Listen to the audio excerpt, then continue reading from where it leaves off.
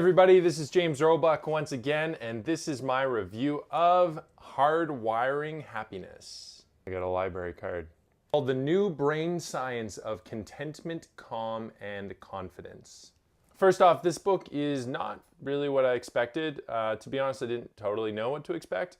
This author, Rick Hanson, Ph.D., has written another book that I also haven't read, but I heard it was about like Buddhism and happiness. So I kind of assumed that this was going to be more about that kind of thing.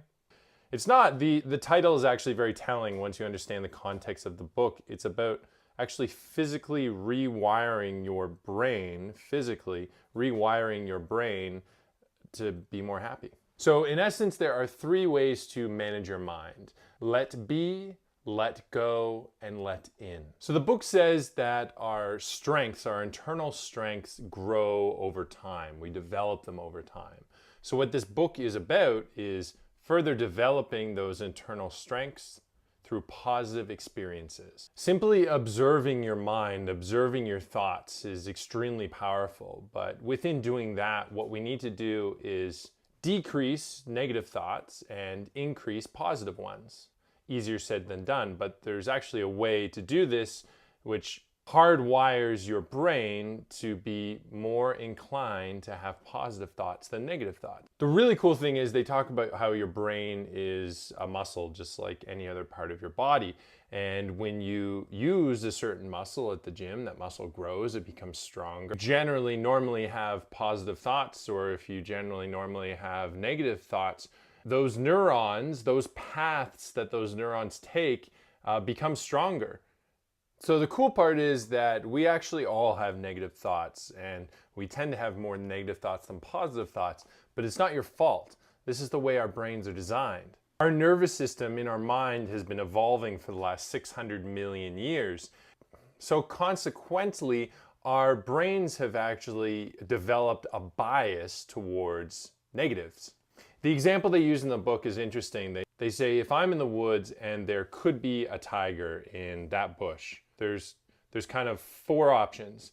Either there is a tiger in that bush and I think there is a tiger in that bush, so I get out of there.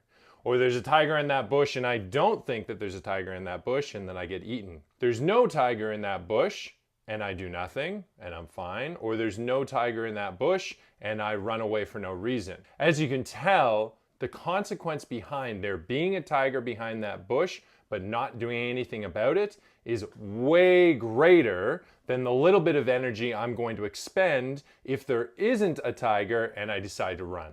And that's pretty much the whole basis of how our brains are wired. We're wired to think there's a tiger in that bush because it's in our interest to run whether or not there is. And they go on to say this is why news is engineered the way it is. It's all very sensational, very scary, because we're much more likely to pay attention when someone tells us there might be a tiger over there. Something bad might happen over there. Something scary might happen over there. So unfortunately, we're actually programmed as we go through life to kind of ignore good things like there being no tiger and pay very close attention to negative things like tigers. It's also in our interest to overestimate a threat. So if we see something rustle in the bush, it could be a bunny or it could be a tiger, but it's in our interest to act as if that's a tiger. So because our brain is a muscle, and because it's in our interest of survival to be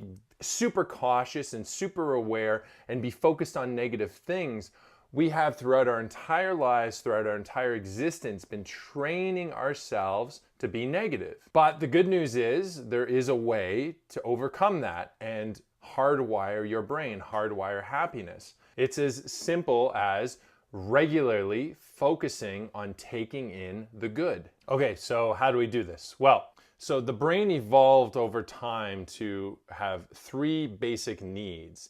These needs are safety, satisfaction, and connection. So when one or all three of these core needs are met, we actually experience what the book calls this green moment, a responsive mode, where your body and your mind are at rest, they can repair and heal themselves. You may still be engaging with the day-to-day life challenges, but in general, you feel satisfied because those three core needs of safety, satisfaction, and connection are met. On the other hand, when one of these core needs is not met, we're into red zone or reactive mode. And when this happens, a lot of your body's resources are drained. And because of our society that we've created around us, we're not giving ourselves that little burst and then long period where we're relaxed and calm. We have a heightened level of stress, heightened levels of cortisone in our body. So what we have to do is kind of cherish those good moments that we experience throughout the day. But there's actually a way to do this, and it's called heal. Have, enrich, absorb, and link. So you want to have a positive experience and then enrich that experience. Absorb it and then link that positivity with something else that's negative. You see, we all have positive experiences throughout our lives, some of them small, some of them greater. But what we're not currently hardwired to do is to pay close attention to those positive things. Just like the tiger in the bush, if we confirm that there is no tiger, we move on looking for more tigers.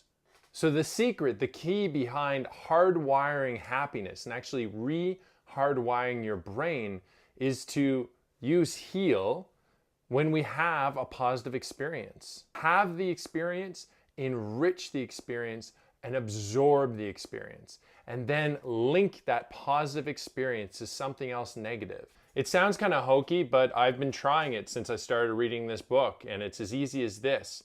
When you have a positive experience, someone compliments you, or you do well on something, or you achieve something, just stop for a moment, 10 to 20 seconds, and really think about that positive experience. Really absorb it and appreciate it. I've been trying to do this over the last few days, and it's really interesting because you realize that you're really used to brushing off positive things that happen to you during the day. And it's actually a really powerful and positive experience to just spend 10 seconds to really think about that compliment and think about that positive experience. And just little bit by little bit, it does make you happier. What's also really important to try to do throughout your day is when there's a positive experience, bring it to the forefront of your mind. Again, for all the same reasons, it's really natural for us to experience something positive, but keep it in the back of our mind. And then we're always looking out for dangers or negativity up in the front of our mind because that's how we're programmed. So if you consciously bring that positive experience to the forefront of your mind, focus on it just for 10 or 15 seconds and really enrich it and absorb it. It's going to go a long way to reprogram the neurons in your brain. And as that happens, it actually becomes easier and easier and more habitual for you to think positively and focus on positive things rather than negative. This week, I'm reading a book called The Secrets of the Millionaire Mind by Harv T. Eker. This is a really special and important book to me, and I'll tell you why. It might sound a little silly, but I've actually read this book 3 times. But there's a problem with that. In this book is a whole bunch of really practical steps that you're supposed to take in order to change your mindset about money.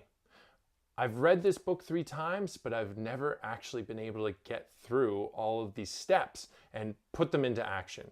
I have only myself to blame. This is the cool part. This weekend, this Friday, Saturday, and Sunday is the Millionaire Mind Intensive Seminar. It's here in Toronto. About 2 years ago, when I first read this book, I was living in Korea and they had one of these intensive seminars in Thailand, and I so badly wanted to fly to Thailand to go, but I couldn't get the time off of work. So I jumped at this opportunity. This is going to be a very busy weekend for me because I'm going to be co-emceeing my good friend's wedding on Saturday, but I'm going to go for 2.5 days of this course. But either way, I'm sure I'm going to be super jived next week to talk all about not only this book, but my experience at the intensive seminar. And I'll see you then with my review of The Secrets of the Millionaire Mind and me talking all about the intensive seminar. Thanks for watching, guys. See ya.